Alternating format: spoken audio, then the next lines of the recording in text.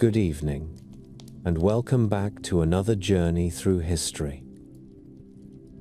For as long as people have looked up, the sky has felt like a place of power. In the river valleys of Mesopotamia, in the deserts of Egypt, in the mountains of Mesoamerica, and the plains of India, the same pattern appears again and again. The most important beings live above.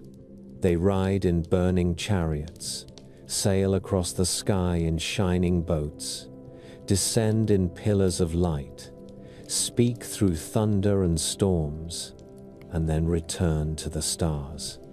Ancient writers called them gods and messengers and lords of heaven. Much later, in an age of rockets and telescopes, some readers would look back at those same descriptions and quietly wonder if they were watching something else. The story of ancient alien religion begins there, in that narrow space between myth and interpretation. On one side are the familiar tales carved into stone and painted on temple walls. On the other side is a modern world filled with science fiction, flying saucers, and a deep suspicion that the official story of our past might be incomplete. Between them stands a chain of writers, visionaries, contactees, and believers who took an old question and gave it a new shape. Instead of asking only what the gods wanted, they began to ask who those gods really were and where they might have come from.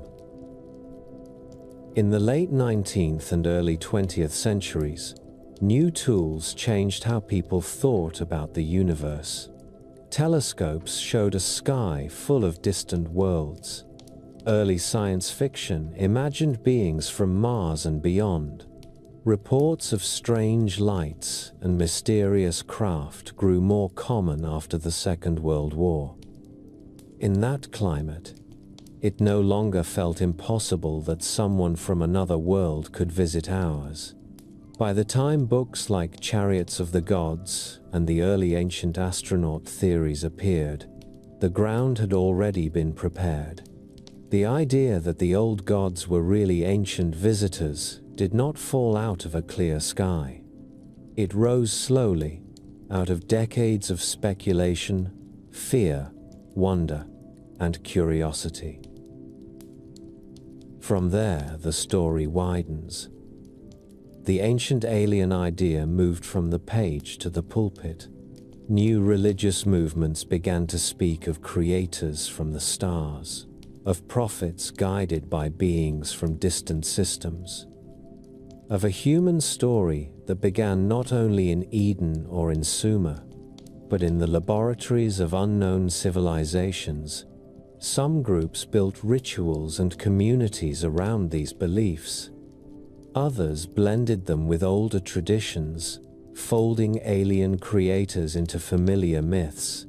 Television, film, and later the internet carried these stories into millions of homes until the thought that we might be the product of visitors from elsewhere became part of the background noise of popular culture.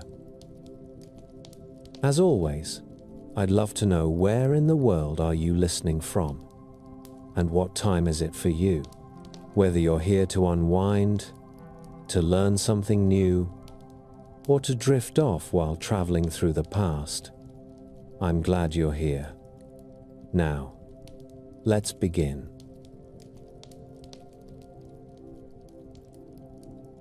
Before anyone writes about gods or visitors from the stars, there are farmers and sailors and priests looking up from the ground.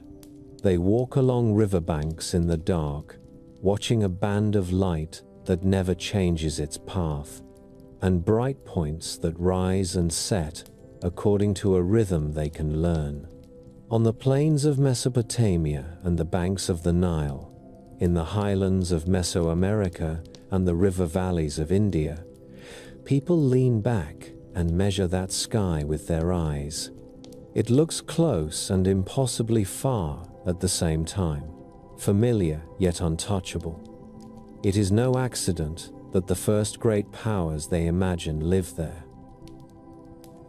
In the cities of southern Mesopotamia, the sky is not empty but populated and ordered.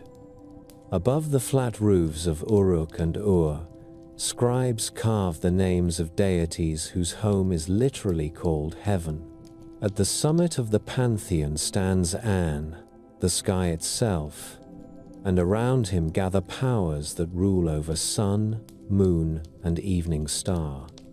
Utu, later known as Shamash, rides across the heavens as the sun god, an all-seeing judge who can witness every act that takes place under his light. Nana, also called Suen or Sin, presides over the moon and protects the city of Ur. Their daughter Inanna, who will become one of the most complex and beloved figures in Mesopotamian religion, is associated with the brilliant planet that appears in the morning and the evening, the star we now call Venus. The movements of those lights are not abstract for the people who watch them. Priests in temple courtyards rise before dawn to note when the morning star first appears in the eastern sky. They mark its disappearances and returns, and tie those cycles to stories of Inanna descending into the underworld and returning again.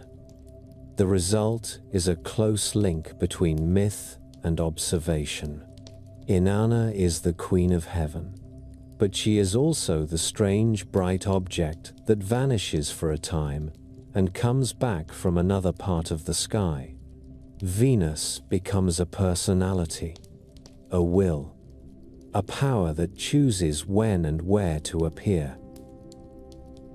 The gods do not simply sit in the sky, they travel through it. Mesopotamian hymns speak of Utu riding a chariot through the heavens to see all that happens in the world. In some texts, there are references to boats of heaven and skyborne vehicles, metaphors drawn from a landscape where boats and chariots are the most advanced forms of transport anyone has seen. To a farmer in a reed boat on the Euphrates, the idea that the sun god sails above in a divine barge makes immediate sense. Later readers, working in an age of rockets and orbital flight, will stop on those same lines and see something very different. If we move west to the Nile, the picture changes, but the pattern holds. Egyptian religion is obsessed with the journey of the sun. Every day the solar disk rises in the east, travels across the sky, and sinks in the west. The god who carries it is Ra, and from very early times he is imagined as traveling in a boat. Egyptian texts describe two great vessels. By day, Ra rides the Manjet, sometimes glossed as the boat of millions of years.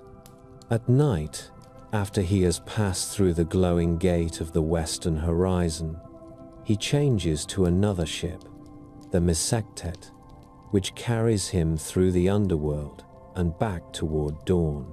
Each hour is guarded by deities, and every night he must face the chaos serpent Apophis, who tries to swallow the sun boat and end the cycle.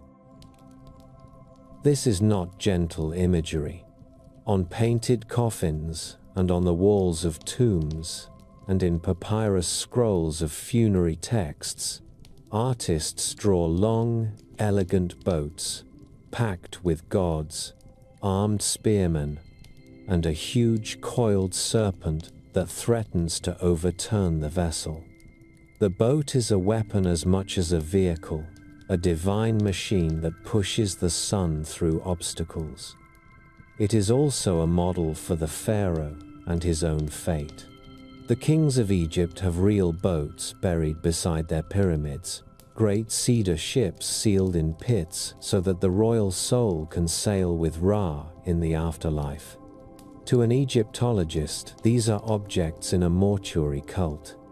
To later ancient astronaut theorists, they are one more hint that powerful beings once crossed the sky in something like a craft.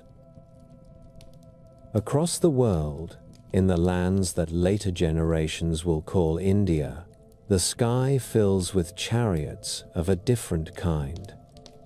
Sanskrit epics speak of gods who possess wondrous vehicles known as Vimana.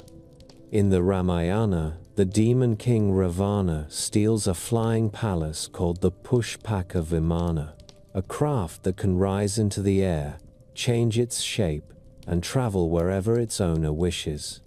It is said to have been built by a divine craftsman and gifted from one god to another like a prized weapon.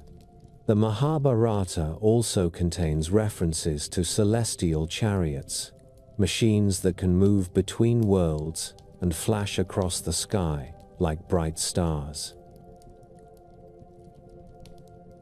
For the authors of these texts, the Vimana is a symbol of divine status. Gods and heroes who ride in them have power that ordinary mortals can only imagine. The stories are full of courtly intrigue, moral choices, and battles where the chariots are as important as the swords. Within the epics, no one stops to explain how such vehicles might work. They exist at the edge of imagination, part chariot and part palace. Yet in a modern reading that grew popular in the 20th century, these passages began to look like descriptions of aerial technology. One can almost see a future reader tracing their finger under the words about a shining machine in the sky and thinking of metallic hulls and roaring engines rather than sacred poetry.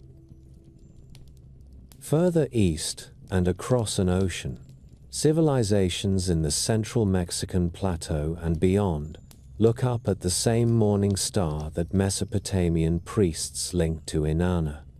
There it becomes part of a different, but equally complex story. Among the peoples of Mesoamerica, and especially in the traditions that later come to be associated with the Aztecs, a deity named Quetzalcoatl appears again and again. He is the feathered serpent, a god whose body combines the snake and the bird, the earthbound creature and the creature of the air. Quetzalcoatl is linked to wind, knowledge, and creation, and in several traditions, he is also associated with the planet Venus, whose bright appearance and regular cycles become markers of time and ritual. In these stories, the god sometimes descends to teach humans arts and laws, sometimes departs toward the east, promising to return. Major cities build temples to the feathered serpent and align buildings with significant risings of the morning star. Quetzalcoatl is not an isolated figure. He is part of a broader pattern in which the sky is populated with personalities who come and go, who bring wisdom and demand offerings, who are written into the very layout of cities. As in Mesopotamia and Egypt, the boundary between astronomy and theology is thin. When Venus appears in a certain place, festivals begin. When it vanishes, stories explain why the god has withdrawn. In West Africa, among the Dogon people of Mali, we find another tradition that has attracted attention from those who look for ancient contact. The Dogon have a rich cosmology built around a creator god and spiritual beings known as the Nomo. These beings are described in some accounts as water spirits who descended from the sky and brought knowledge. In the 20th century, ethnographers recorded Dogon teachings about the star Sirius that seemed, at least to outside observers, unusually detailed. Some versions of the story claim that Dogon priests spoke of Sirius as a system with an invisible, very heavy companion star, that orbits once every 50 years, and that this knowledge had been passed down for generations. To astronomers, Sirius is indeed a binary system, with a white dwarf companion that has roughly that orbital period. Modern scholars have argued that the Dogon may have absorbed this detail from contact with European scientists, but for believers in ancient alien contact, the Dogon narratives look like evidence that information was given to them by visitors from the Sirius system long before telescopes. Within their own tradition, the story is one of origin and guidance. The Nommo arrive not as conquerors, but as teachers who shape the moral and ritual life of the people, and then return to the heavens. Seen up close in their own contexts, these stories and symbols are many things at once. They are attempts to explain why the world has seasons and storms, why floods come and fail to come, why kings rise and fall. They encode practical knowledge about calendars and agriculture. They define who belongs to which city and which god that city serves. They also share images that are strikingly similar from one continent to another. Again and again we find chariots and boats in the sky, shining vehicles that carry powerful beings. We find close ties between deities and specific celestial objects, especially the sun, the moon, and the wandering star that burns so brightly near the horizon. In all of these cultures, travel between heaven and earth is a central theme. The gods come down in storms or beams of light. They choose particular people to receive messages and gifts. They are not abstract laws of nature, but figures who can speak and act, who can move through space. For the ancient worshippers, the question is what offerings will keep them favorable? What moral codes will please them? For later readers who grow up in an era of science fiction and rockets, that same imagery can begin to sound like something else. It is possible to imagine looking at a wall painting of Ra in his solar bark surrounded by guardians, or a carved relief of Inanna crowned with stars, and seeing not religious symbolism but the memory of extraordinary visitors. The first chapter of this story belongs entirely to the people who made those myths. No one in Ur or Giza or Teotihuacan is arguing about flying saucers. They are simply trying to describe the forces that shape their lives in a language that fits their experience. Boats and chariots are the best tools they know for moving people and goods across distance, so they become the natural image for travel through the sky. Bright points that move against the background of fixed stars become heavenly persons, remembered in hymns and carved into stone. Centuries later, however, the same motifs will be read with different eyes.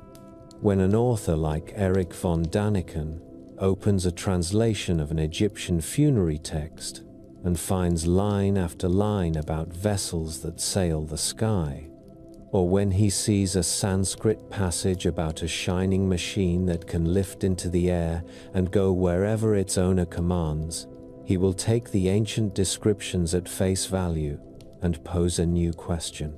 What if the people who wrote this were recording what they saw? And what they saw was technology so advanced they could not explain it as anything but divine. The answer to that question will occupy writers and believers for the rest of our story. For now, it is enough to recognize that the raw material was there from the beginning. Long before a single modern theory of ancient astronauts is proposed, human beings all over the world have filled the sky with travelers. They have imagined beings who come from above, in vessels that gleam and rumble, bearing knowledge and gifts.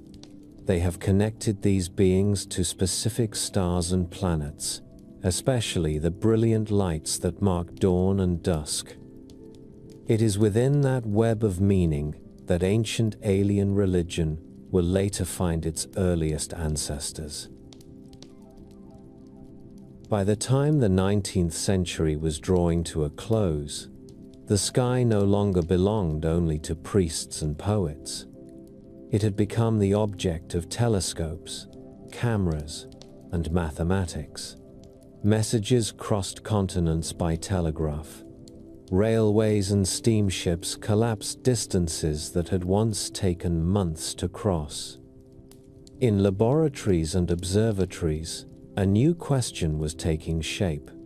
If Earth was only one world among many, could there be others like it, inhabited by minds that looked back at us across the dark? On clear nights in 1877, an Italian astronomer named Giovanni Schiaparelli sat at his telescope and sketched the surface of Mars. He saw dusky patches that he called seas, brighter regions that he called continents, and fine straight lines that he labeled canali, channels.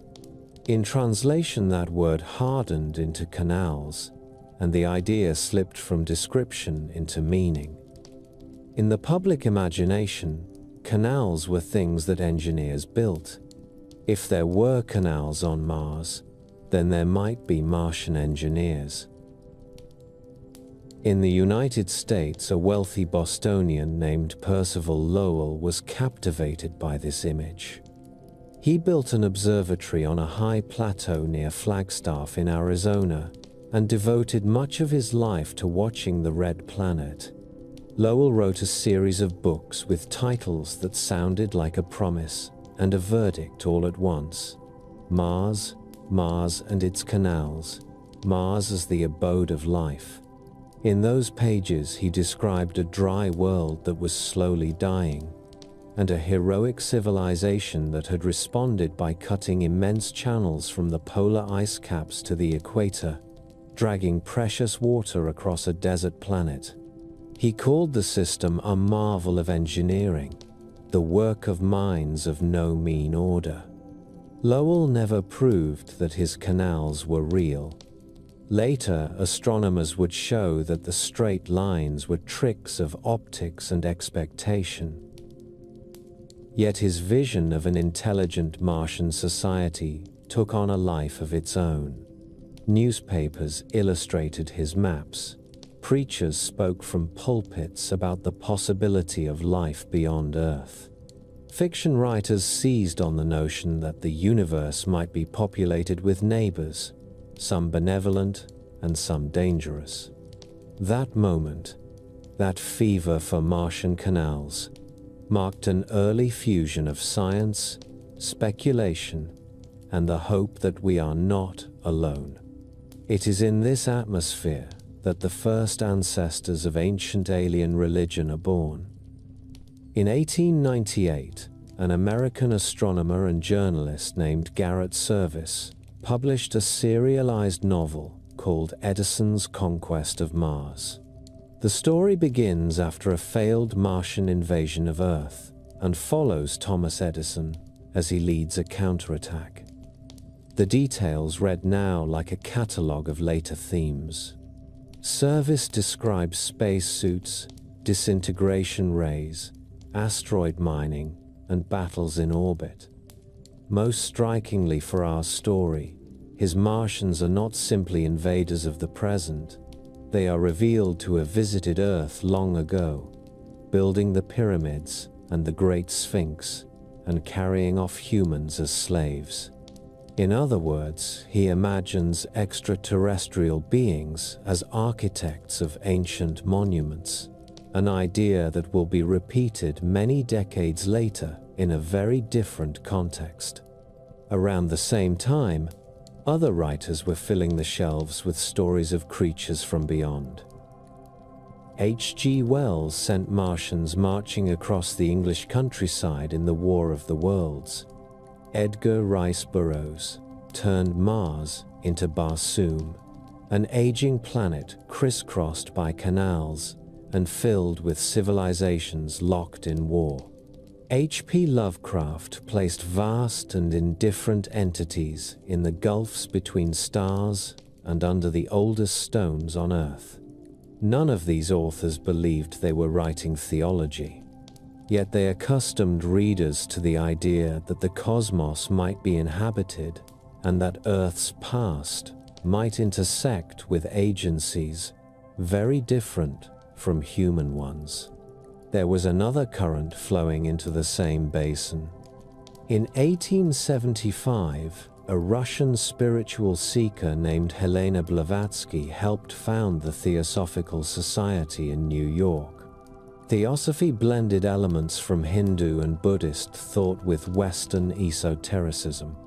Its teachings spoke of hidden masters who guided humanity from remote retreats, of root races that had risen and fallen across lost continents, of planets and stars as stages in a vast spiritual evolution. Although Theosophy itself did not preach about metal spacecraft and visiting engineers, it did something just as important for the later story.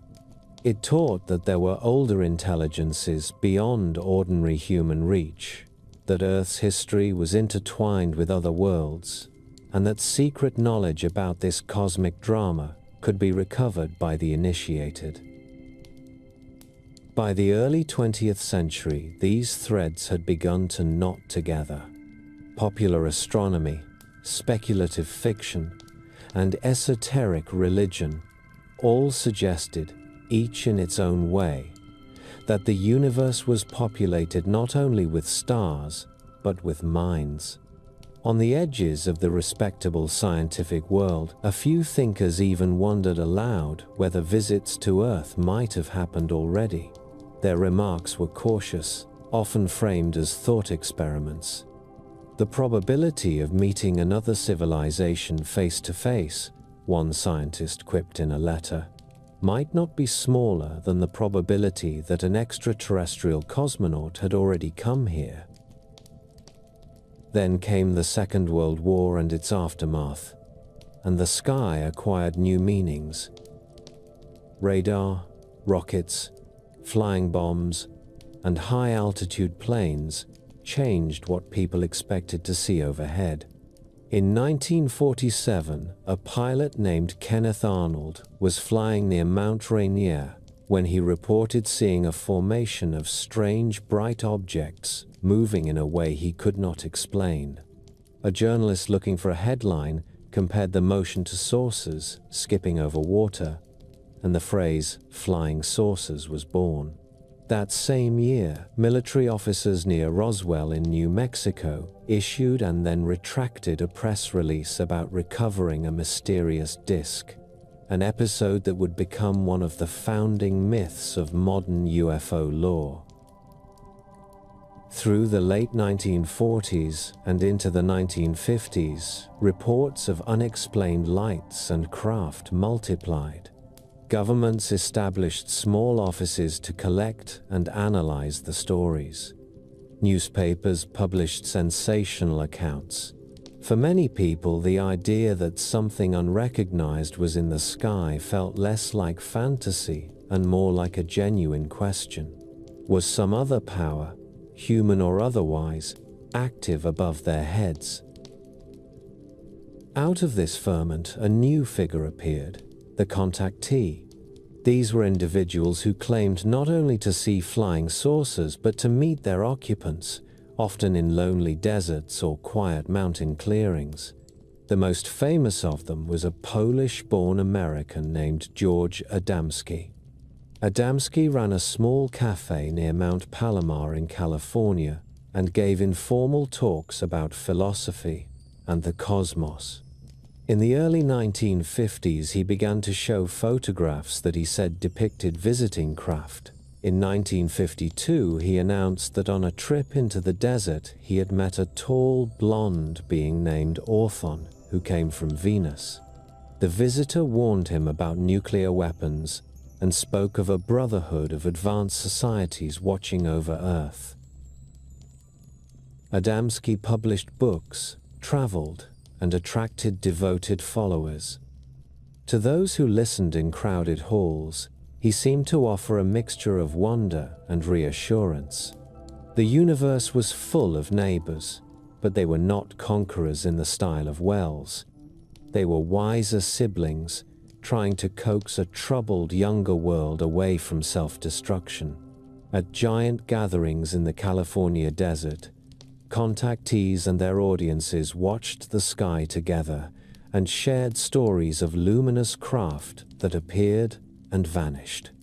Ufology, once a curiosity, became a kind of informal folk religion for some participants, with prophets, sacred meetings, and a promise of guidance from beyond. Among those who listened to tales of saucers and space brothers were people steeped in older esoteric traditions. In London, an English spiritual healer named George King was practicing yoga and exploring what he saw as psychic development. In 1954, he later said, "A disembodied voice instructed him to prepare to become the voice of an interplanetary parliament." In the following years, he claimed to receive telepathic messages from beings he called cosmic masters, particularly from Venus. On their instruction, he founded the Aetherius Society in 1955. The theology that grew up around King took familiar ideas from theosophy and Christianity and rewrote them in the language of space travel. Jesus and the Buddha were recast as visitors from other planets who had taken human form to teach the right way of living. The planets had councils and hierarchies of enlightened beings. The Earth itself was a living entity in need of healing. Members of the society undertook pilgrimages to what they believed were holy mountains visited by spacecraft, and they performed rituals intended to receive and store spiritual energy broadcast by benevolent intelligences. Here, in a small but durable religious community, the idea of divine guidance from beyond the earth became literal. When the Swiss hotel manager stepped off the train in the late 1960s, he did not look like a revolutionary. Erich von Daniken managed restaurants and guest houses, worried about payroll and reservations, and wrote at night. What he carried in his suitcase was not a telescope or a new scientific instrument, but a manuscript. In those pages, he did something no one had quite dared to do in such a direct and confident way. He took the scattered suggestions of a century, the hints in science fiction, the bold claims of contactees, the esoteric whispers of secret masters, and turned them into a single emphatic story. The book that came out in 1968 bore a question in its title, although there was little question in its tone. Chariots of the Gods asked whether visitors from other worlds might have come to Earth in deep antiquity. On every page, the author answered yes. He led readers across continents, stopping at the Nazca Lines in Peru, the Moai statues of Easter Island, the pyramids of Egypt, the stones of Baalbek in Lebanon. At each site, he raised the same doubt. Could people with Bronze Age tools have really done this alone? The suggestion was that they had help, not from angels or demons in the old style, but from flesh and blood visitors who came in machines, stayed long enough to teach and build, then left behind legends and monuments. The language was breathless and insistent.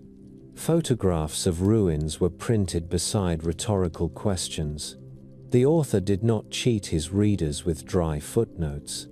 He walked them to the edge of each mystery and invited them to take one step further than archaeology allowed. It was not entirely new.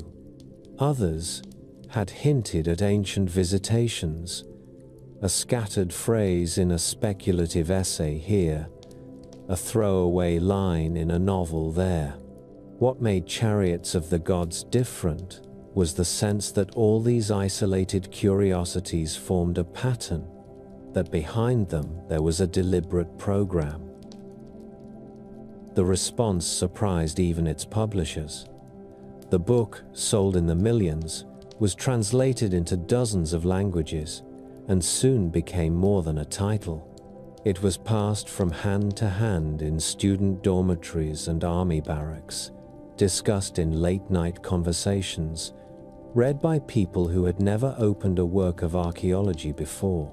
Television networks commissioned documentaries. In living rooms across Europe and the Americas, families watched as cameras swept over palaces and deserts, and a narrator asked if these were the fingerprints of extraterrestrial engineers. For a generation raised under the shadow of rockets and nuclear bombs, the notion was intoxicating. It was at once a challenge and a comfort. On the one hand, it implied that the human story, as told by school textbooks and museum placards, had left something crucial out. On the other hand, it suggested that humanity was not alone and never had been, that in our deepest past we had been noticed by someone older and more capable, perhaps even parented by them. For some readers, this remained a stimulating thought experiment, a way of seeing familiar ruins with fresh eyes. For others, it was something closer to revelation. In the years that followed, new authors worked the same field with different tools. One of the most influential was a man who had grown up in the Russian Empire and made a career as a journalist in New York. Zecharia Sitchin did not content himself with photographs of walls and blocks. He went to the written records.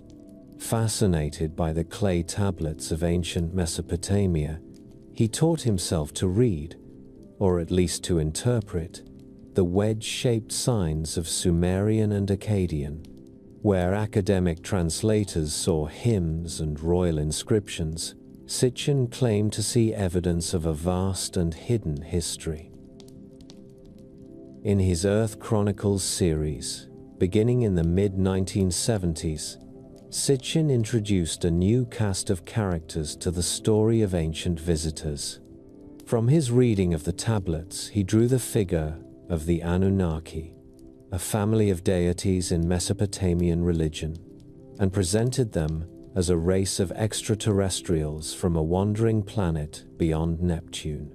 He called that world Nibiru and described its long, looping orbit that brought it into the inner solar system every many thousands of years.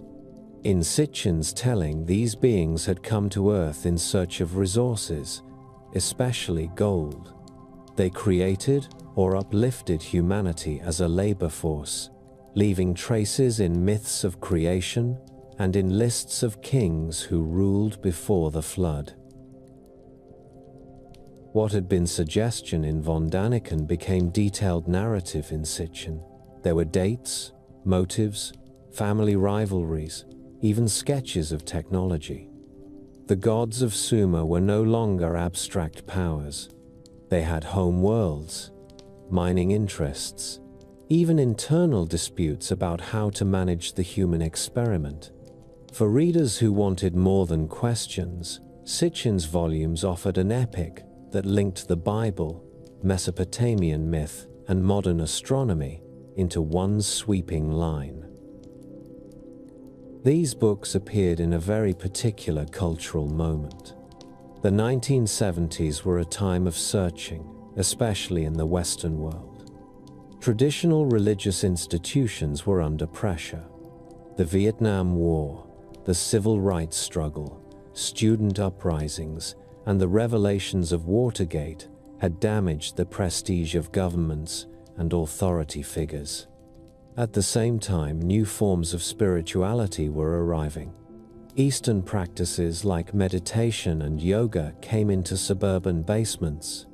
New movements, from charismatic churches to occult lodges, offered intense experiences outside the Sunday service. In that landscape, the idea of ancient visitors did more than explain big stones and old stories. It offered a fresh kind of creation tale.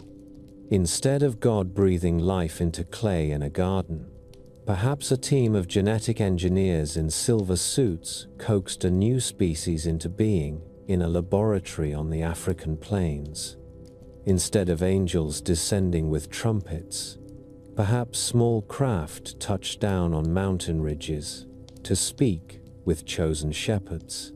It recast prophets as intermediaries with a cosmic civilization, holy texts as garbled technical manuals, and sacred sites as bases or beacons. For some people, this remained a private fascination. For others, it began to shape their answers to the most basic questions. Who are we? Where did we come from? What comes next? Once those questions take on a new shape, it is a short step from reading and wondering to gathering with others and building a way of life around the new answer. That is where the story moves from shelves and screens into communities. One of the most striking examples began in France. In December 1973, a former motorsports journalist and nightclub singer named Claude Varillon drove into the countryside near Clermont-Ferrand. He later said that in a volcanic park he encountered a small craft that descended from the sky and a being who stepped out to speak with him. The visitor, who called himself Yahweh, or sometimes simply an Elohim, told Varillon that life on Earth had been created by an advanced species through scientific means. The ancient Hebrews had misunderstood these beings as gods. The time had come, Varillon was told, to correct the record and prepare humanity for a new era of contact. Within a year, Varillon had taken a new name, Rael, and founded a movement. The Raelian message was simple and radical. All life on Earth, including humans, had been designed in laboratories by the Elohim, who used advanced genetics and cloning. Major religious figures, from Jesus to Buddha and Muhammad, were messengers carefully educated by the Elohim to move humanity forward. There was no soul in the traditional sense, but consciousness could be preserved and recreated by technology. Paradise was not an otherworldly realm, but a physical planet where the Elohim lived in abundance. The mission the visitor had given Rael was equally clear. Humanity was approaching the level of science needed to understand its origins. The Elohim asked for a formal embassy on Earth, a place where they could land and meet world representatives when the time was right. In the meantime, Rael was to spread the message, form a community, and teach people how to live in harmony so that they would be ready to join their creators. The Raelian movement grew quickly in the 1970s and 1980s, especially in France, Quebec, and parts of Asia. Its gatherings did not resemble those of older churches. Seminars were held at resorts and campgrounds. Participants wore white, practiced what Rael called sensual meditation, and took part in simple initiation ceremonies in which he touched their forehead to symbolically transmit the Elohim information to their genetic code. There was laughter, nudity, singing, and an explicit rejection of sexual guilt. The movement embraced technology not just in its myths, but in its ethics. It supported human cloning, genetic engineering, and the development of artificial intelligence, arguing that these were steps toward godlike creative power. In the late 1990s, a company linked to Raelian supporters, Clonide, claimed to have created the first cloned human child. Many scientists doubted the claim, since no evidence was produced, but the episode underlined a central feature of the movement. It was not content merely to speculate about alien laboratories in the distant past. It wanted to build one on Earth. To outsiders, the Raelian mixture of space-age creation story, permissive sexual ethic, and media-savvy campaigns looked strange, even risible. To insiders, it offered a coherent world. The Bible and other scriptures were reinterpreted line by line. The story of Noah became not a miraculous flood, but the controlled rescue of genetic material by the Elohim. The ladder seen by Jacob in a dream became a visiting craft. The word Elohim itself, plural in Hebrew, was presented as evidence that God had always been a group, not a solitary figure. In North America, another kind of movement was taking form, different in tone but drawn from the same new vocabulary. In the early 1970s, a middle-aged music teacher from Texas named Marshall Applewhite met a nurse named Bonnie Nettles in a hospital. Both had been reading the Bible closely and thinking about prophecy. Both were also familiar with the new talk of unidentified flying objects. Together they developed an interpretation that fused Christian apocalyptic expectation with the language of visitors and craft. They came to believe that a higher level of existence existed in physical space, that beings they called the next level traveled in craft and were preparing to harvest souls from Earth. Jesus, in their view, had been a representative of this next level, a visitor in a human body who taught the way to graduate into a new form. The two took new names, T and Do, and set out to gather students. The story of what came to be called Heaven's Gate has often been told in its final, tragic chapter, but its earlier years are equally revealing. Ti and Do did not claim to be in telepathic contact with distant masters. They presented themselves as two people who had understood the scriptures correctly. The end was near. A spacecraft would come for those who were ready. To be ready meant to leave behind family ties, sexuality, and personal possessions. In the 1970s and 1980s, the group moved often, living in tents and cheap apartments, taking odd jobs to support themselves. Members adopted simple clothing and cut their hair short. They gave up their old names and took on new ones with a shared ending, a syllable that signaled that they were all parts of the same project. Daily life was intensely structured. There were checklists for how to cook, how to clean, how to speak. Everything was aimed at erasing individual habits and building a single, focused unit that could be carried away together. There was no noisy worship. The atmosphere was one of quiet discipline. The students studied materials prepared by the leaders, watched science fiction programs together, and spoke about themselves as crew preparing for a mission. They had little contact with their families. The group slowly shrank as people left and new recruits became rare. Still, the core remained, convinced that they were rehearsing for a real departure. In the mid-1990s, a bright comet named Hale-Bopp was discovered. As it approached Earth, its image filled newspapers and television screens. Some amateur astronomers produced photographs that they said showed a mysterious object trailing the comet. To most viewers, it was a smudge of light. To the members of Heaven's Gate, already waiting for a sign, it was the confirmation they had been promised.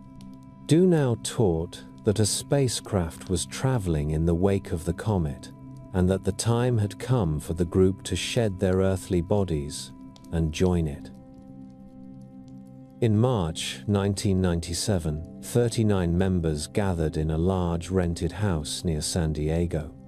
Over several days, they took their own lives in carefully staged shifts, leaving behind matching clothing and a series of videotaped messages. In those recordings, they speak calmly about their decision, smiling and thanking Du for his leadership. They describe what they are about to do not as an act of despair, but as a boarding. Watching the tapes, one sees not frenzied panic, but the settled conviction of people who believe that they stand at the threshold of a new world. The news stunned viewers around the globe. The idea that a small group, living quietly in an American suburb, could be so deeply guided by a story that combined the Gospel of John with science fiction struck many as incomprehensible. Yet in another sense, Heaven's Gate was simply one of the clearest expressions of a wider mood. The thought that salvation might come in a craft instead of on a cloud, that a new body might be provided on another world instead of through a general resurrection, had been circulating for decades.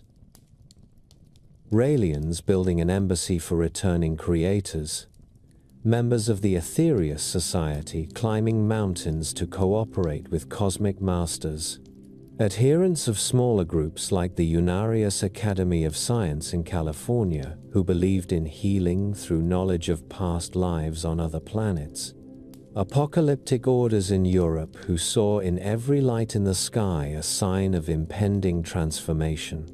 All were participating in the same broad turn. The old vertical relationship between heaven and earth was being translated into a new map. Heaven became the galaxy. The throne room became the bridge of a craft. Messengers descended not on ladders of light, but on beams from unseen machines. By the end of the 20th century, these communities remained small in absolute numbers, but their ideas had traveled far beyond their own meetings. Ancient visitor stories were now common in popular culture. Children watched cartoons where pyramids concealed launch pads. Teenagers read paperbacks about lost alien archives under the ice. Adults flipped through documentaries that presented megaliths and myths under an aurora of questions. Behind each image and phrase stood decades of quiet labor by prophets, writers, and organizers who had done more than ask what if. They had taken the answer and used it to build rituals, moral codes, and communities held together by a shared conviction that human history could not be understood without visitors from the sky. By the last decade of the 20th century, the ancient visitor idea had already passed through several lives. It had been a literary game of what if in the hands of novelists. It had been a provocation in the pages of Chariots of the Gods. It had become scripture and calendar for small but earnest religious communities. What came next was something broader and quieter. The story stepped out of bookshops and meeting halls and moved into the ordinary background of television and the early internet, until millions of people who never saw themselves as believers were borrowing its language and images. The timing mattered. The 1990s began under a particular sky. The Cold War was over, or at least seemed to be. The first photographs from the Hubble Space Telescope were arriving. Strange blue and gold swirls of distant galaxies that no one outside a planetarium had seen with such clarity before. Space, which had once been the battleground of rival superpowers, looked once again like a vast unknown. At the same time, ordinary households were filling with screens, cable channels multiplied, video rental stores offered rows of tapes and discs, and slowly, one dial-up modem at a time, the internet began to weave homes together in new ways. In that environment, the producers of factual entertainment went hunting for stories that could fill hours of airtime and hold viewers in their seats through commercial breaks. Archaeology had a certain appeal. There were pyramids and mummies in Egypt, lost cities in the jungle, stone circles on windswept moors. Yet, there was a problem. Proper archaeology moved slowly and carefully. A dig that took 10 years might produce one small figurine and some pottery shards. To make that into television required something more than patience.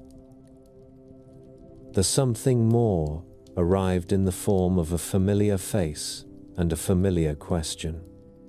By the late 1990s, Erich von Däniken had become both a brand and a character. His books had sold millions of copies. He had stood in front of cameras on several continents, pointing to relief carvings and weathered stones. When a new generation of producers began to think about series that could mix history with speculation, his work was waiting. The path had already been cleared by earlier documentaries, but the new series that emerged in the next decade went further. The most influential of these was simply titled Ancient Aliens. It premiered on a channel better known for World War II reruns and biographies of presidents. Instead of a single film, it was conceived as a continuing series, returning again and again to the same central proposal: that many aspects of human civilization might be better explained if one assumed intervention from elsewhere. In each episode, cameras lingered over megalithic sites, desert geoglyphs, medieval paintings, or modern sightings, while a rotating group of guests offered commentary. Among those guests was a man who would become the visual emblem of the whole phenomenon. Georgios Tsoukalos, with his wild hair and expressive hands, had grown up reading von Däniken and later worked with him. On screen, he spoke in a tone of almost boyish enthusiasm, moving from South American ruins to Indian temples to crop circles, always returning to the same thought. To his critics, he was a figure of fun. To his admirers, he seemed like someone who had never let go of wonder. His face, and the phrase that others placed in his mouth as a joke, not saying it was aliens, but became a meme long before the word meme was widely used. The structure of the show was simple but effective. Each episode gathered examples from different cultures and arranged them in ways that suggested a hidden thread. There might be standing stones in Britain, stepped pyramids in Mesoamerica, and colossal statues in Asia. Scholars interviewed on camera sometimes offered conventional explanations about local building traditions or religious symbolism. These would be followed by the more speculative voices, who suggested that the common factor was not the spread of ideas along trade routes or parallel human invention, but the visits of advanced beings who had shared knowledge or even done the work themselves. To professional archaeologists and historians, this was exasperating. They saw years of painstaking fieldwork reduced to a few seconds of stock footage, then overshadowed by claims that ignored evidence about quarry marks, tool traces, and written records. Some spoke out, but the format of the series was not built for debate. It was built for the flow of mystery, one tantalizing question after another. Viewers were not asked to choose between the measured voice in a tweed jacket and the lively voice in a leather coat. They were invited to enjoy the tension and stay tuned. Whatever the academic complaints, the audience came. The series ran season after season. It was shown not only in the United States, but in dubbed or subtitled form in Europe, Latin America, and parts of Asia. Reruns filled midday and late-night slots. Clips circulated on early video sites. For many people, this was their first encounter with names like Puma Punku or Göbekli Tepe. They associated those places not with the slow evolution of stonework or ritual, but with the suggestion that someone from the stars had once stood there and given instructions. Parallel to this television wave, film studios were working variations on the same themes. In the mid-1990s, a science fiction film called Stargate imagined an ancient portal hidden in the Egyptian desert that allowed instantaneous travel to a planet where a false god ruled over human slaves. The god turned out to be an alien being, using Egyptian iconography as a disguise. The film made enough money and left enough questions open that it spawned a long-running television series. Week after week, viewers watched a small team of soldiers and scientists step through glowing rings to worlds where familiar myths had been shaped by inhuman rulers. Other films followed.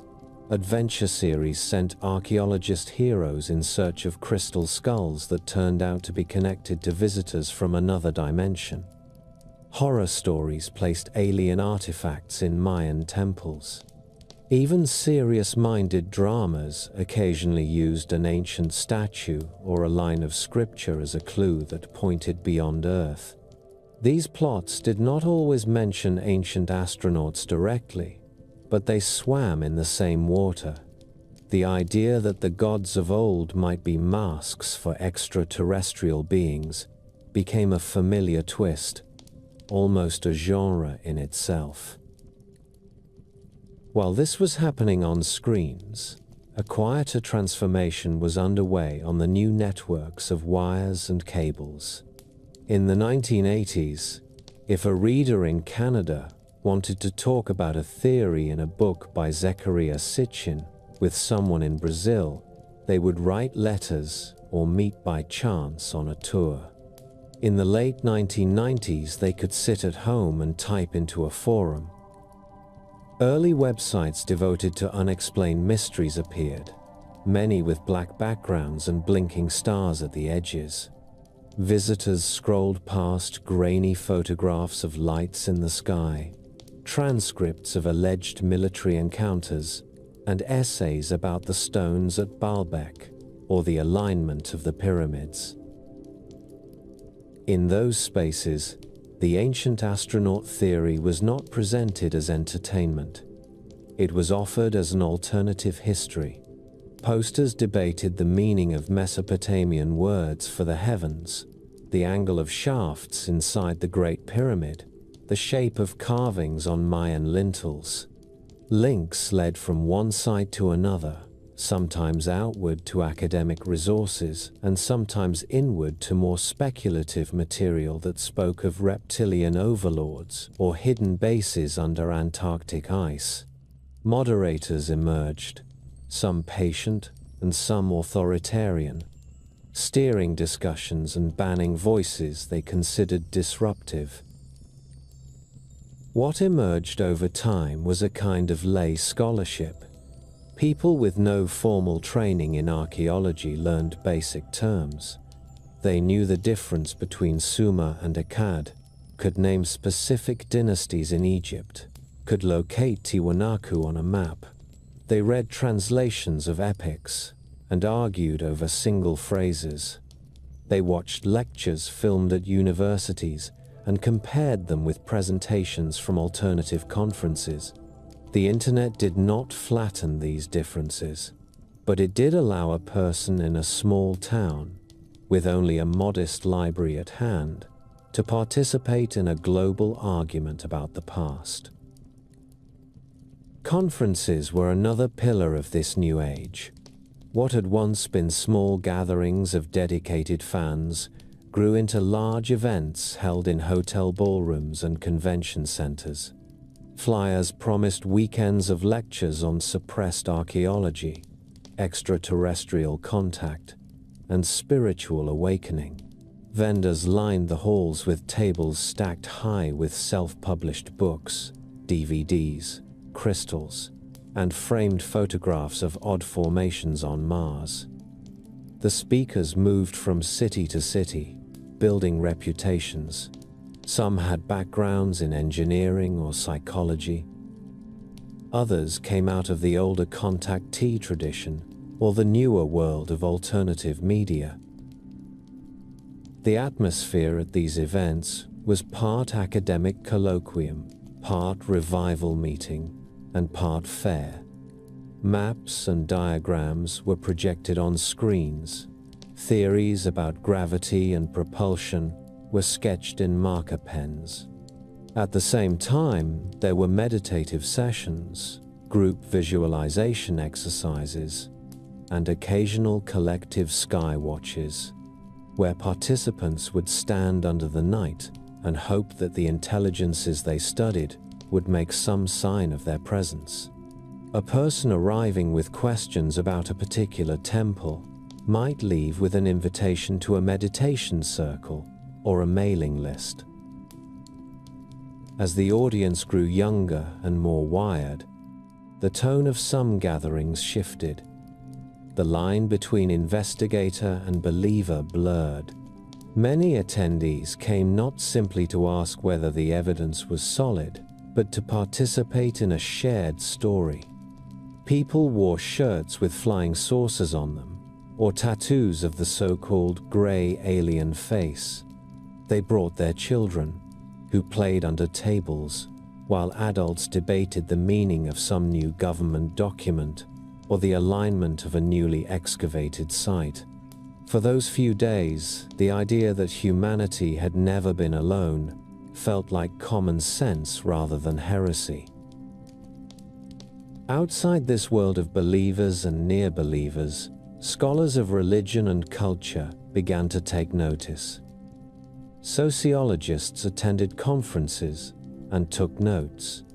Historians of ideas traced the continuity between ancient visitor talk and earlier movements like theosophy and spiritualism.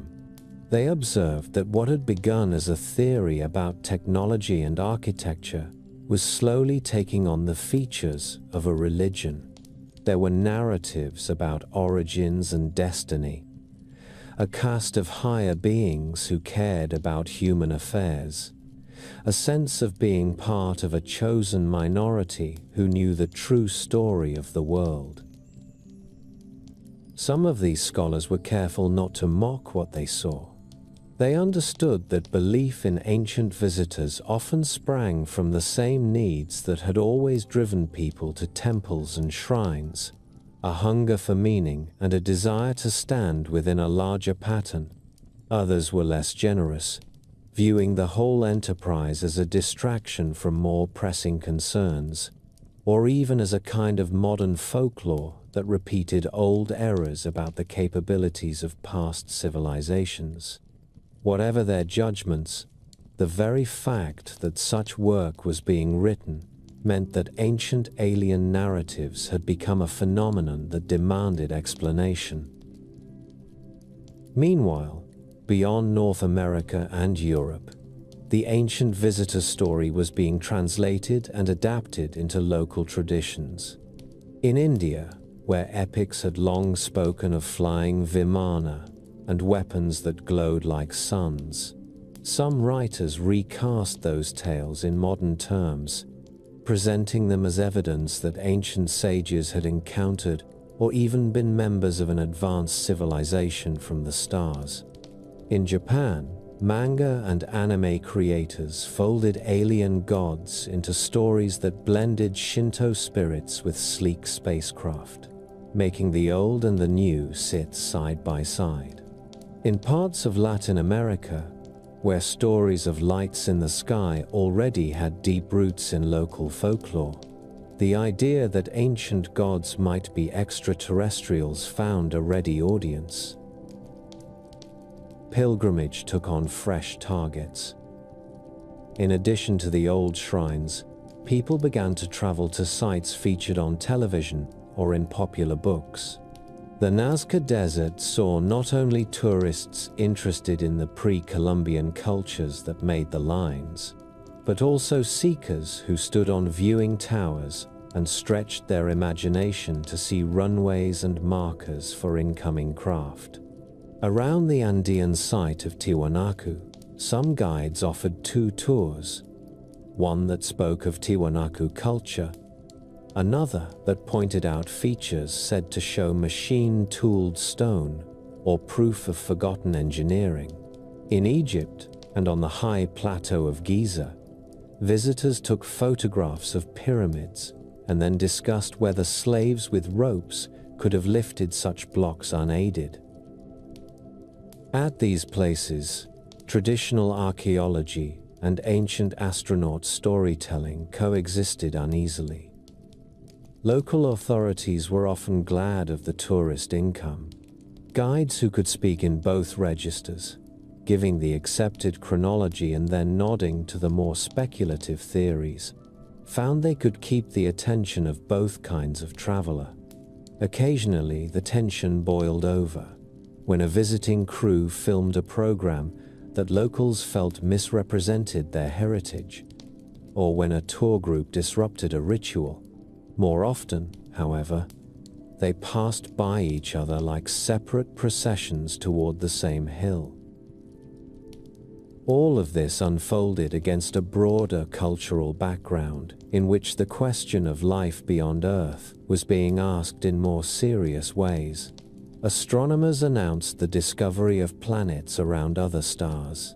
Biologists found bacteria living in boiling vents on the ocean floor and in acidic springs, expanding the range of conditions under which life might endure.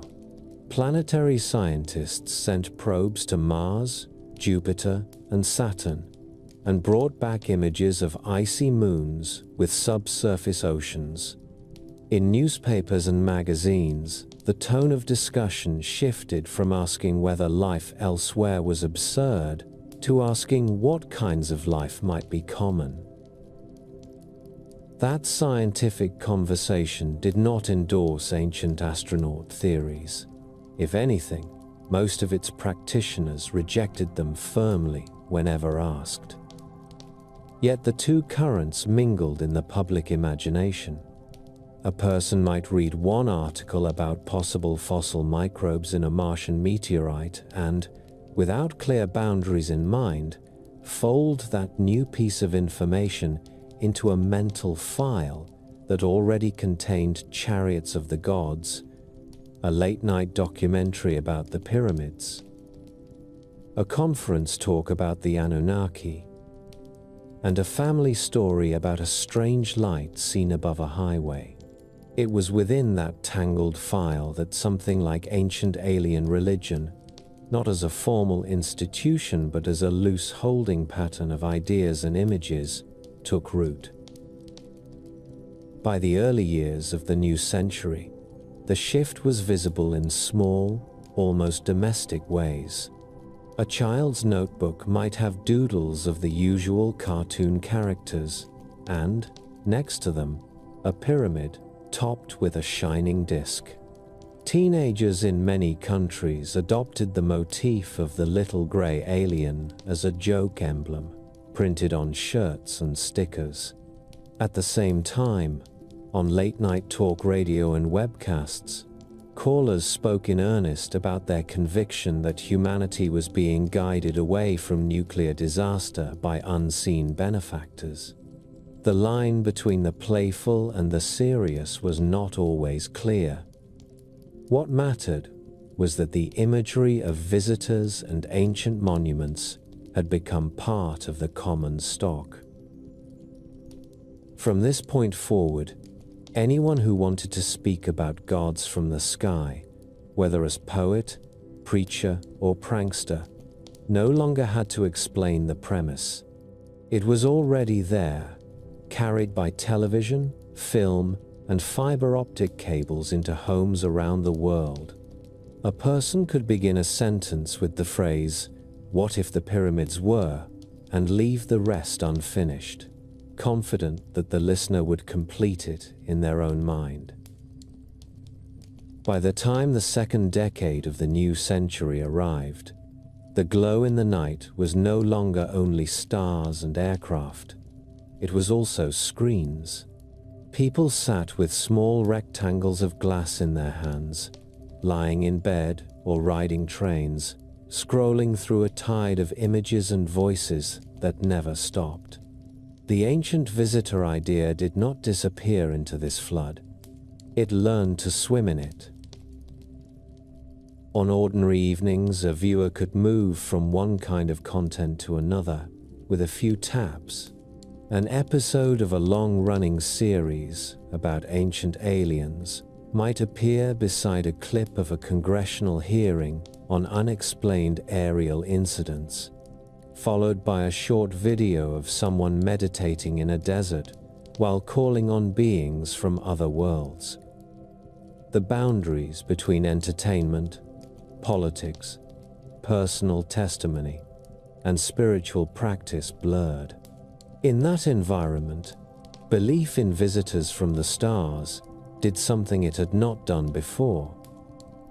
It began to behave like a popular religion whose temple was the network itself. The central pulpit of this loose religion remained familiar. The television series that had begun as an experiment in the previous decade did not fade.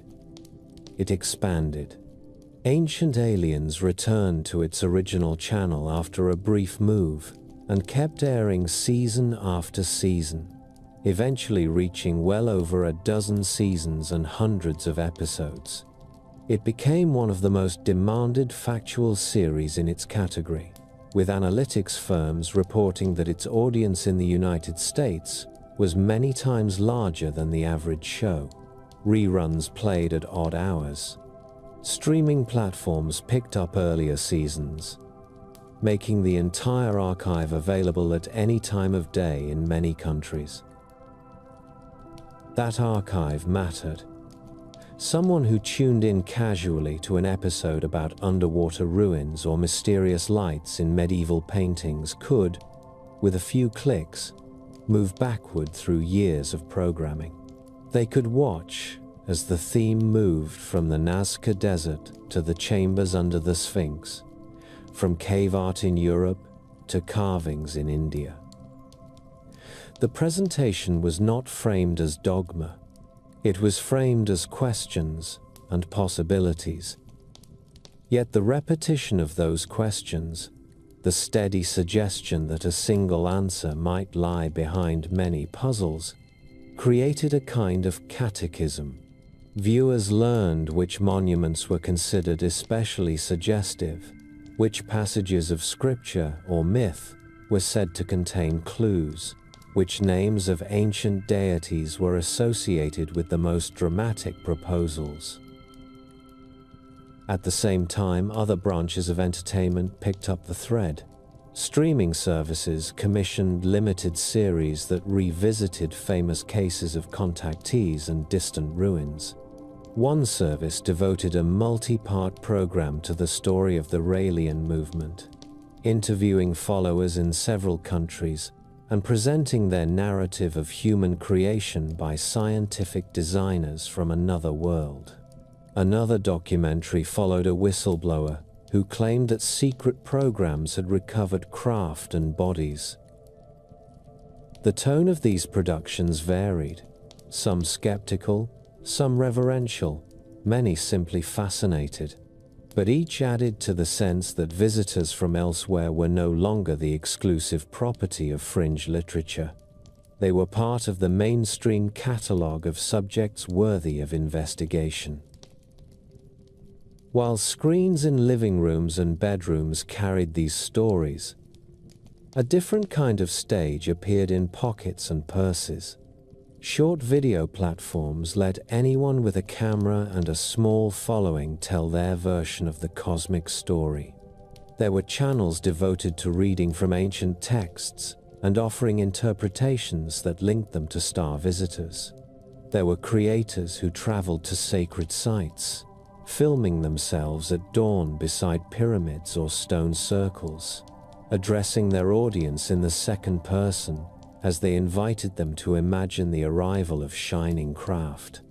Others mixed practical advice for sleep or anxiety with quiet monologues about guardian beings from distant systems, blending wellness culture with the language of contact. In comment sections under these clips, people shared more than applause. They wrote about dreams of luminous figures, about family stories of lights over farm fields, about a sense of having always felt watched over by something outside ordinary human life. Some asked for guidance on how to reach out. Others offered instructions. Sit in a quiet place, they would say. Breathe slowly. Hold in your mind a feeling of gratitude and ask the visitors to make themselves known. Then look up. These improvised rituals echoed practices that were being formalized in organized events, in desert locations in the American Southwest, on beaches in South America, on ridges in Europe and Australia. Groups gathered for what were essentially night-long vigils. Participants brought folding chairs, blankets, and infrared cameras. Leaders guided them through meditation, taught them what patterns of light were likely to be satellites or aircraft, and what would count as a sign. Offerings of music, spoken intention, and even small lights were used to invite a response. For some, these were framed as scientific experiments in consciousness and communication. For others, they were worship in everything but name. Behind these gatherings and the online tutorials that advertised them lay a conviction that had been growing for decades. Visitors were not only historical actors who had shaped ancient civilizations, they were present companions who could be contacted now. The language used to describe them often shifted. In some circles, they were advanced civilizations. In others, higher dimensional beings. In still others, angels in modern dress.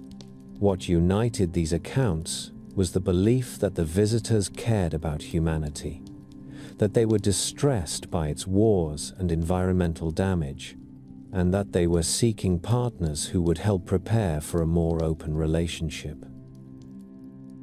The digital age also brought a flood of numbers that seemed to confirm that such beliefs were no longer at the margins. Polling organizations began to ask people directly about life beyond Earth and about unexplained aerial incidents.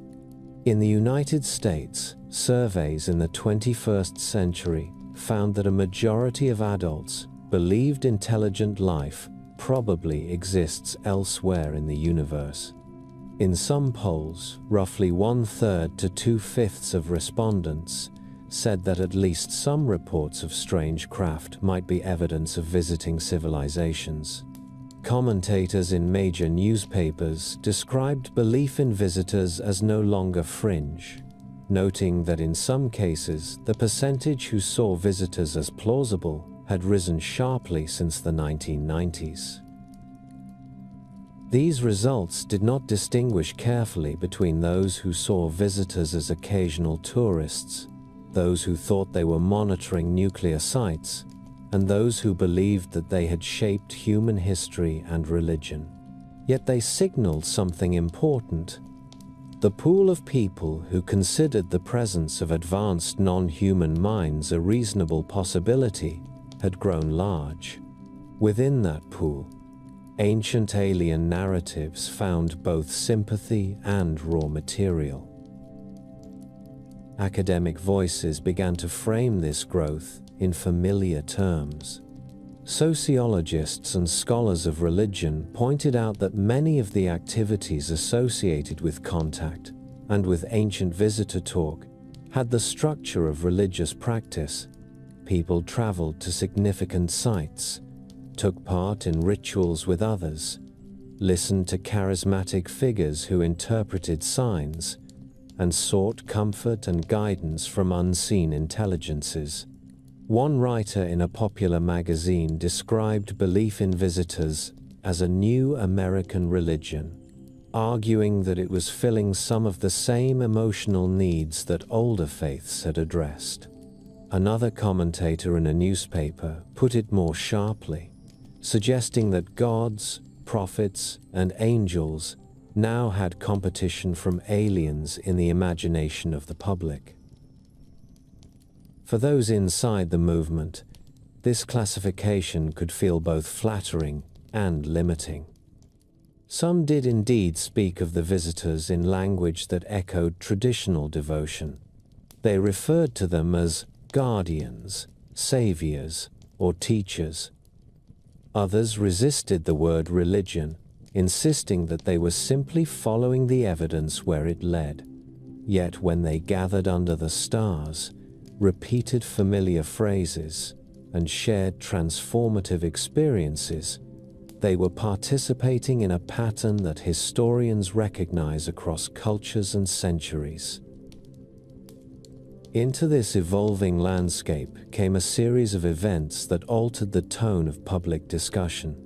Late in the second decade of the century, a major newspaper revealed that a small secret program within the defense establishment had for years studied reports from pilots and sensors about unusual craft.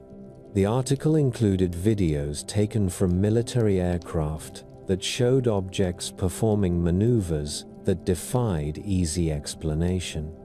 Official language began to shift from the older phrase unidentified flying objects to the more neutral unidentified aerial or anomalous phenomena.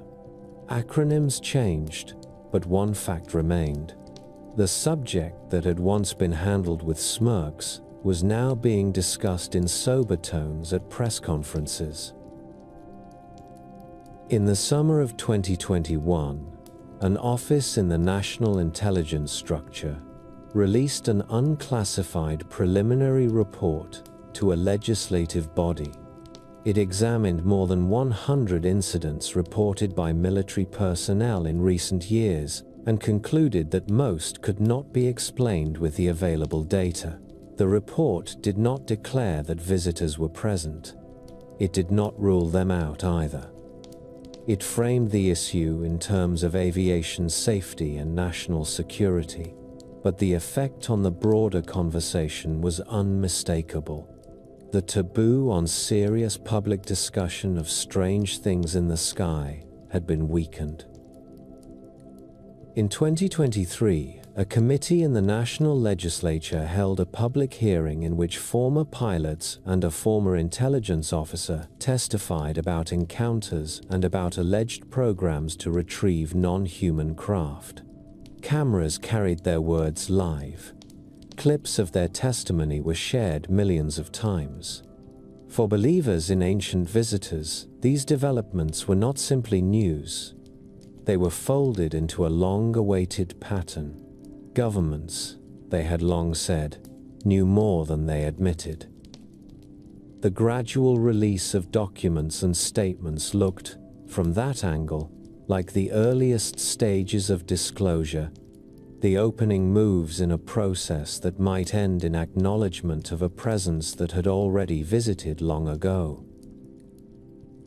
Digital and broadcast media responded in their own ways. Some outlets produced skeptical analyses, reminding readers that unresolved data did not equal proof of visitors. Others framed the story with language that made parallels to scriptures. Headlines spoke of revelation and redemption.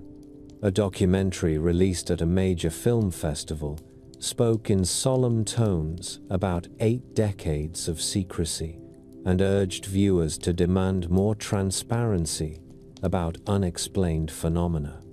Across the spectrum, the subject had moved from the back of television guides to the front pages of powerful platforms. In the midst of these high-profile events, the everyday work of ancient alien spirituality continued. The Raelian movement, now well into its 5th decade, used its website and social media channels to announce gatherings, promote campaigns for an embassy for the creators, and comment on developments in genetics and cloning. The Aetherius Society maintained an online archive of prayers and instructions, inviting people who would never visit its London headquarters to take part in spiritual missions for planetary healing. Smaller groups streamed their rituals, bringing far-flung members together for synchronized meditations and visualizations. New communities appeared that did not fit the older categories neatly. Some blended interest in visitors with practices drawn from yoga, indigenous ceremony, or modern psychotherapy, speaking of healing ancestral trauma through contact with star families. Others leaned toward a technological utopianism, arguing that advanced civilizations had already overcome problems of hunger, conflict, and disease, and that by studying alleged encounters and recovered craft, humans might accelerate their own progress. For a subset of people in the technology sector, the idea of a universe teeming with older intelligences became a kind of secular hope, a counterweight to worries about artificial intelligence or climate change. The internet also made visible a more personal form of devotion.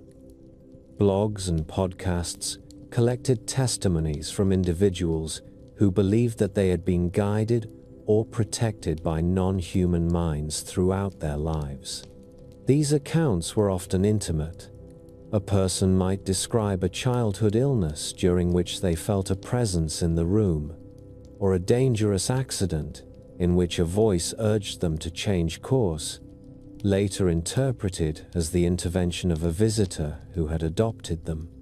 Others spoke about receiving images or symbols in dreams that led them to study particular cultures or sites where they felt a sense of recognition. These stories did not always involve physical craft.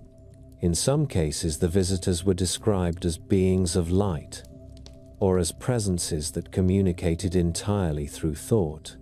Yet the language of stars, galaxies, and distant systems remained. The digital age allowed these narratives, which might once have been whispered within families, to be shared widely. Listeners who had never heard of Rael, of von Daniken, or of institutional UFO religions could still encounter a pattern that felt ancient. Somewhere above, they heard, there were minds that had cared for a very long time. Academic observers, watching this development, began to note that belief in visitors was not displacing older faiths so much as working alongside them. Polling suggested that in many cases, people who believed in intelligent life elsewhere and in the possibility of visiting craft also maintained identification with traditional religions, even if their understanding of scripture had shifted. A Christian believer might see visitors as another expression of divine creativity. A Hindu devotee might interpret ancient epics about celestial chariots in a new light. In some cases, the visitors even took on the attributes of familiar figures, becoming agents of a god who chose to work through a cosmic network. In editorials and essays, commentators struggled for a language to describe what they were seeing. Some borrowed phrases from older sociology, speaking of implicit religion and civil religion. Others suggested that the digital infrastructure itself was fostering new forms of myth. A writer in one magazine described belief in visitors and in their craft as a new kind of religiosity, one shaped by streaming services and social networks, rather than by stained glass and stone. Another pointed out that what made this development unusual was that, unlike the gods of earlier centuries, these new figures might actually exist in some form that could be encountered and measured, that their reality was a live scientific possibility as well as a matter of faith. For the people who gather under open skies, watch a familiar series after work, or sit alone with headphones, listening to a whispered account of contact, those theoretical debates are distant. What they know is that the old story in which humanity is the sole mind in a vast silent universe no longer seems persuasive. In its place, they have adopted a story in which humanity is one part of a larger community of minds, some ancient and wise, some perhaps still struggling. In that story, the great monuments of the past, the myths of gods in chariots and boats, and the strange lights reported by pilots in recent years all belong to a single tapestry. If you step back and look at the world from above, not from the orbit of a camera but from the vantage of time, the story of ancient alien belief begins to look like a long strand woven into a larger tapestry. It touches village shrines and shopping malls, lonely observatories and crowded convention halls, anonymous internet accounts and the quiet notebooks of people who never speak their thoughts aloud. The strand is not the only one. Older religions continue, and new movements rise that have nothing to do with visitors from the stars. Yet this particular thread is unmistakable. It glints whenever the heavens are mentioned, whenever someone says that the old gods might have arrived in machines. In some places, the legacy of this idea is very visible. Drive through a dusty town near a famous site, and you may see murals of flying discs above pyramids, or signs for tours that promise to show you not only ruins, but evidence of advanced technology. Gift shops offer postcards of stone heads and monoliths altered so that beams of light shoot from their eyes. Children wear shirts with the familiar almond-shaped face of the so-called grey alien above slogans that play with the phrase ancient astronaut. At a glance, it looks like a joke, a shared wink. Yet the joke works because a shared story is already in place. In other places, the influence is quieter. A reader of scripture in a suburban living room may take down a family Bible or a well-worn copy of a sacred text and find that passages which once spoke only of angels or chariots now call up images of craft and visitors. A person who attends a mainstream church or mosque might still recite the familiar prayers, but when asked in a survey whether they believe that life exists on other worlds, they say yes without hesitation. And when pressed a little further, they allow that perhaps such life has already visited. They do not think of themselves as members of a new religion, yet their imagination of creation and of the heavens has shifted. For many people, the ancient alien story offers a way to place themselves in a universe that is too large for ordinary maps. In earlier centuries, a person might have imagined the Earth as a stage in a drama that played out between heaven above and an underworld below. Now the stage is a planet among billions. The distances involved can be hard to grasp. It is one thing to know intellectually that the nearest star beyond the Sun is more than 4 light-years away. It is another to feel what that means. In that setting, a story that says we are not alone and never have been that other minds much older than ours have taken notice of us can be a comfort. The story also reframes questions of responsibility. In some versions, the visitors are caregivers who have tried repeatedly to teach humanity not to destroy itself. They are said to have warned prophets about the dangers of pride and violence, to have intervened in times of crisis, to have nudged the development of science while hoping that wisdom would keep pace. In those accounts, the ancient flood myths become not arbitrary punishments, but desperate attempts to reset a project that had gone wrong. Fire from the sky stands for the misuse of weapons rather than the anger of a capricious god.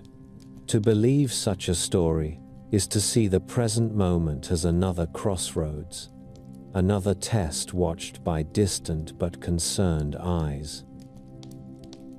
In other versions, the visitors are less benign. They are experimenters or overseers, beings who created humanity to serve some purpose of their own. They may have designed us to dig, to carry, to fight, to serve as instruments in contests that have little to do with our own flourishing. In that darker, telling the great monuments are trophies or control towers, and legends of gods who demand sacrifice reflect the cold interests of beings for whom humans are expendable.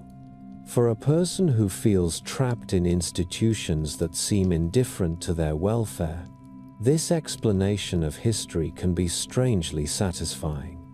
It offers a target for anger that lies beyond any earthly government, a way to say that the system is rigged at a level deeper than politics. Between these poles, many shades exist. Some people take the visitors as metaphors for higher possibilities within humanity itself, a way of speaking about the potential to become more compassionate or more intelligent. Others think of them as future humans who have learned to travel through time and have returned to plant the seeds of civilization. Still others simply say that the evidence is suggestive and that it would be arrogant to assume that human beings are the first and only intelligent actors in this part of the galaxy.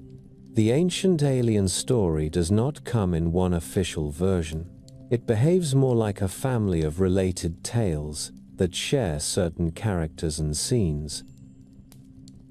Whatever form it takes, the story leaves markers in the way people move through the world. There is, for instance, a new kind of pilgrimage that would have puzzled earlier ages. Alongside the old journeys to Jerusalem or Mecca, Varanasi or Lhasa, people now travel very long distances to stand where they believe the visitors once stood. They fly to Peru to gaze out over the desert, where lines stretch straight and crisp across the sand. They rise before dawn at Giza to watch the first light strike the faces of the pyramids. They climb to plateaus in Bolivia, wander among the huge stones of megalithic circles, or trek to mountain lakes whose shapes remind them of ships. At these places, people do more than take photographs. They leave quiet offerings. A small stone balanced on another, a length of ribbon tied to a bush, a brief greeting whispered under the breath. Some sit with eyes closed and try to imagine the scene when, in their understanding, a door opened in the sky and visitors descended. Others simply look around at the scale of the work and feel what many pilgrims have always felt at sacred sites, a mixture of awe, humility, and a desire to understand who they are in relation to such labor. The communities that have formed around these beliefs have also developed their own forms of memory. The Raelian archives contain decades of messages, drawings, and plans for embassies that have not yet been built. The Aetherius Society keeps careful records of its pilgrimages to mountains and its sessions of prayer for world healing. Local groups that do not have formal names still collect recordings of lectures, photographs from gatherings, and long threads of digital conversation. Future historians of religion who look back on this period will find a wealth of material, some orderly and some scattered across servers and storage devices, that documents lives lived under a particular understanding of the cosmos. There is another legacy as well, less organized, but just as important. The ancient alien story has changed the way many people look at myths and artifacts, even when they ultimately reject the conclusions of the theory. A student who first discovered the Epic of Gilgamesh through a website that framed it as evidence of contact may go on to study Mesopotamian literature in its own right. A viewer who paused on a channel because the word alien caught their eye may learn enough about Mayan astronomy to pursue more detailed histories. In this way, a path that begins in speculation can lead to a deeper appreciation of the very cultures whose achievements were first questioned. The future of this story will depend in part on developments in science itself. As astronomers refine their methods, they continue to find more planets around other stars. They measure atmospheres, looking for signs that gases are out of balance in ways that might indicate biology. Radio telescopes listen for narrow signals that nature is unlikely to produce on its own. New instruments in orbit and on the ground peer into the cores of distant galaxies and the cold shadows of nearby asteroids. There is no guarantee that any of these efforts will find an unambiguous sign of another civilization. Yet every announcement that there are more worlds, more possible homes for life, strengthens the sense that the universe is fertile. Imagine a moment, not very far off, when scientists announce that they have detected a pattern in the light from a distant star, a regular dimming that suggests not only a planet, but a structure orbiting that planet in a way that cannot be fully explained by natural processes. Or imagine that a future mission to an icy moon in our own system drills through the crust and finds microbial life in a dark ocean. For many people, such discoveries would be thrilling scientific news. For those shaped by ancient alien narratives, they would also be invitations to rethink familiar stories. In the case of a distant signal or structure, believers in ancient visitors would be quick to read it as confirmation that advanced civilizations are common and capable of large-scale engineering. They might say that if such works are possible out there, they were surely possible here in the past, and that the reluctance of mainstream scholars to consider intervention would have to be revisited. In the case of simple life found close to home, the implications would be more subtle. It would show that biology arises in more than one place, and that the raw material for life is widely scattered. That, in turn, would make the seeding of worlds, whether by accident or intention, seem less far-fetched. There are other, more dramatic scenarios that live in the back of many minds.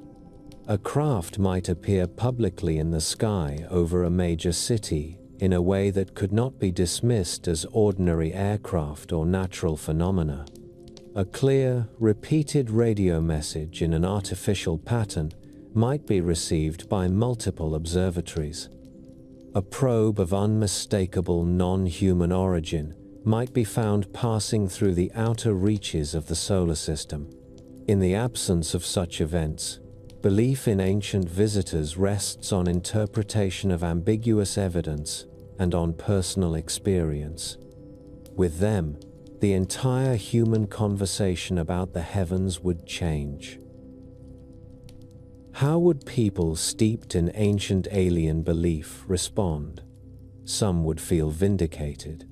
They would say that they had been right to suspect that humans were not the only actors in their own story, that the myths of gods descending and ascending were rooted in real encounters.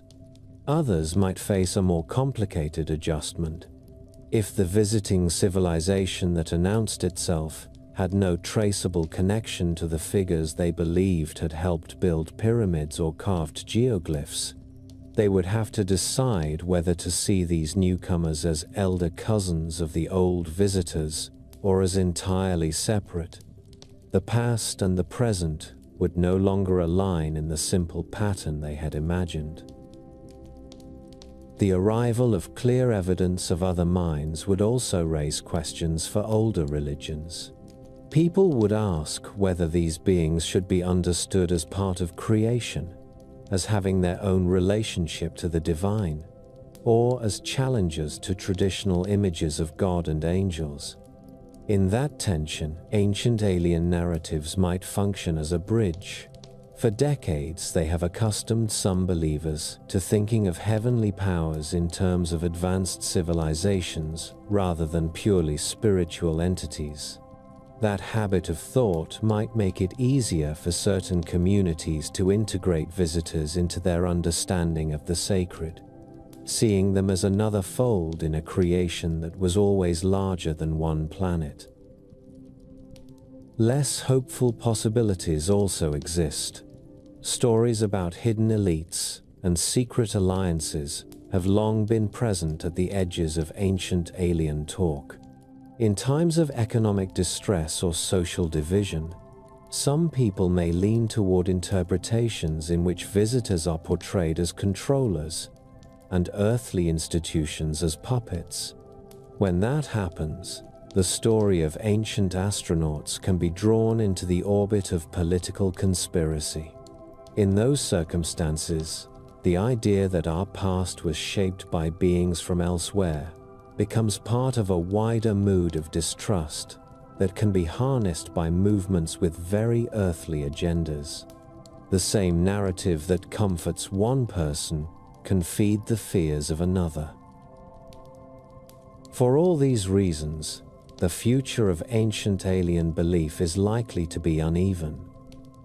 In some regions and communities it may fade as new interests and new crises come to the forefront. In others it may deepen, especially where it connects with local traditions that have long spoken of star beings, sky people, or ancestors who came from the heavens. Indigenous stories in many parts of the world contain motifs that can easily be read through the lens of ancient astronauts. When local elders and modern enthusiasts meet, the conversation can either be fruitful or tense, depending on how much respect is shown for the integrity of those traditions. What seems clear is that the impulse behind the story is not going away. As long as people stand under the night and feel the pull of the unknown, they will ask who else might be looking back. Some will frame that question in the language of angels, others in the language of advanced civilizations, others still in the cold terms of probability and statistics. Ancient alien belief occupies a space where these ways of speaking intersect. It treats ruins as messages, myths as records, and the strange experiences of individuals as clues in a larger puzzle. Perhaps that is the most enduring legacy of the movement. It has trained large numbers of people to read the world as a palimpsest, written over by many hands. A carved feathered serpent or a boat of the sun is no longer simply an old religious symbol. It becomes a possible trace of a conversation that began long before our time. The risk, of course, is that in looking so hard for other voices, we fail to hear the very human voices that did the carving and the praying. The opportunity is that in searching for cosmic company, we learn how rich and varied human imagination has always been. Some night in the future, a child will look up at the sky over a city that glows with 1,000 artificial lights and ask an adult beside them what is up there. The answer will depend on which stories the adult carries. They may speak of stars being born and dying, of planets and distant suns. They may speak of God and of angels. They may speak of visitors who came long ago and left signs, and of the possibility that they will one day return. In that simple exchange, in the choice of words and images, the entire history you have been listening to will be present, not as a finished tale, but as a living inheritance.